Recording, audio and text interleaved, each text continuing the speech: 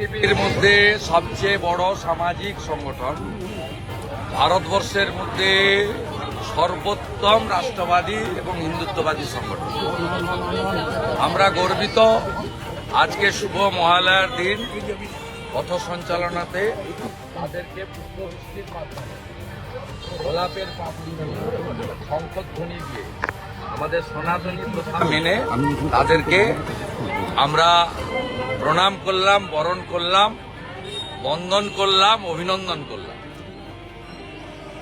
এবং অত্যন্ত পরিতাপের সঙ্গে বলি, কোচবিহারের অনেক জায়গায় গুন্ডারা আর মহেশতলা কলকাতাতে পুলিশ আজকে রাষ্ট্রীয় স্বয়ংসেবক একটি অরাজনৈতিক সামাজিক সংগঠন তাদের এই বৃহৎ কার্যক্রমে বাধা সৃষ্টি করেছে।